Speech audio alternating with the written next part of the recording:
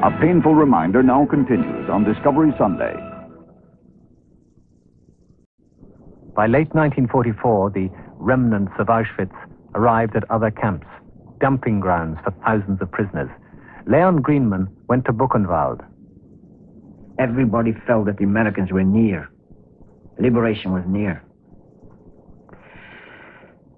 And I see still the SS shooting their revolvers through the windows into the barracks, and people rushing out of the wooden staircases at the sides of the wooden barracks in Buchenwald. And the first 5 or 6, they fell, and hundreds trampled on them. And when they all walked away, they were laying bodies. They were dead. In December 1944, Anita Lasker was sent by train from Auschwitz hundreds of miles to Belsen. We had no idea really where we were going, but we were told there were rumors that we were going to Belsen, and it's a very nice place. It's a place where people recuperate. Couldn't quite believe it, however, and we were also told that if we work hard and build the camp up, all will be very well. However, we got there, we were vintage prisoners, you know, we could smell, we could see how things are going. The influx into these camps was now so enormous that at the end conditions were worse than ever. Then came liberation. 2 days later, about a dozen American soldiers came in. Must have been doctors and photographers and picture people. And they came into my barrack, and my capo said to me, the German capo, he said, you speak English, you talk to the people. So I talked to them. I introduced myself and I said, hello, glad to see you. And it smelled to death, and it smelled to dirt in the camps.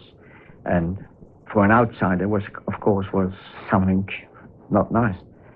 So he said, well, we've seen it all. I said, you've seen nothing.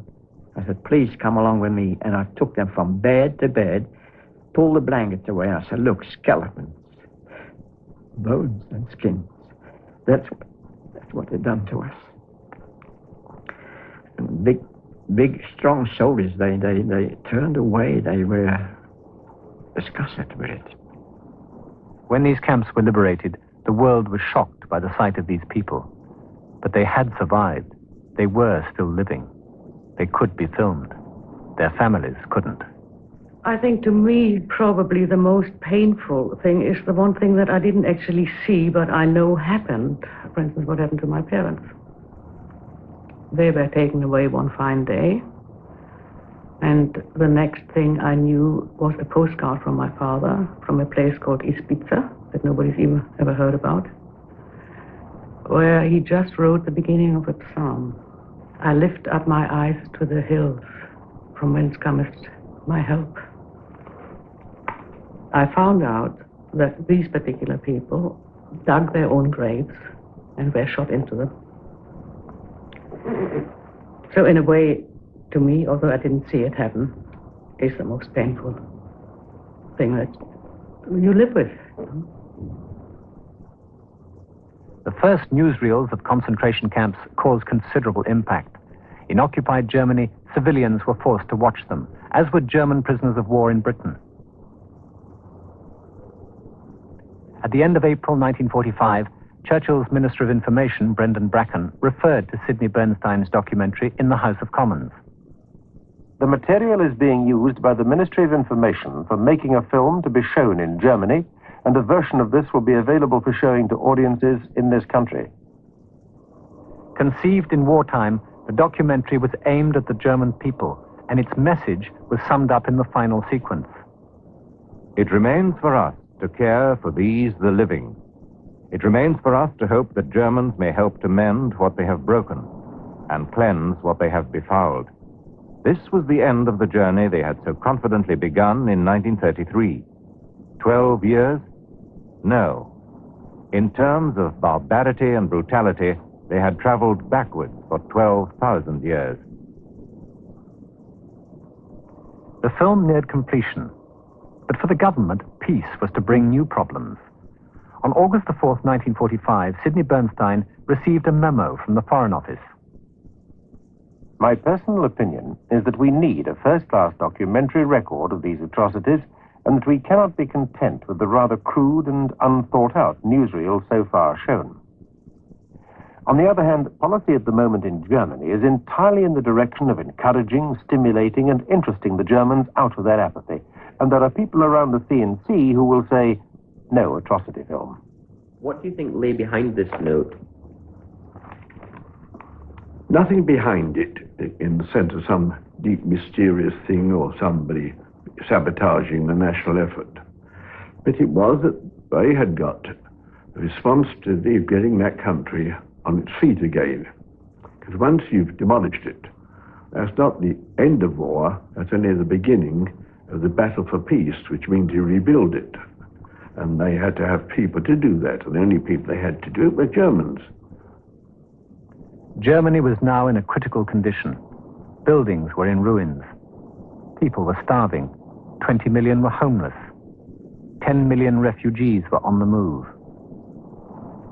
In August 1945, 4,000 Berliners were dying each day. The British military government was much more concerned with these crises than with showing an atrocity film. Lord Annan, then Lieutenant Colonel Noel Annan, was a member of the British Control Commission stationed in Berlin. I mean, there's a great deal of competition between military government officers about clearing up the wreckage, getting the sewage working, getting the refugees into camps, or getting them marching one way, and usually, if you can, out of your own Christ and into somebody else's. There was all that. The general desire for efficient and just government. Now, that was one thing. The second thing, I think, that the colonial mentality showed itself in the British was, well, if we've got to get these people working and working with us, the sooner then that we, as it were, can get them on our side and make them realize that we are really going to be their leaders, the better. And therefore, don't let them have too much trouble. The British military government, of course, was concerned with getting the place going, whereas I, in the political division, was concerned with denazification and going round to military government officers and saying, I'm sorry, your mayor has got to go. He was a Nazi in 1933, but this man's the best chap I've got in the place. I can't do without him, came back the reply. And I said, I'm sorry, the directives say he's got to go, and he's out. I wasn't absolutely the most popular man in the British zone for going around and saying that. The first Nazi war crimes trial opened in the British sector in September 1945. Belsen Commandant Joseph Kramer and Dr. Fritz Klein were among 11 sentenced to death. But although individual Nazis were put on trial, the British government's main concern was not with retribution, but with the effect of a severe winter on the German people. This had been predicted in the Foreign Office memo to Sidney Bernstein in August.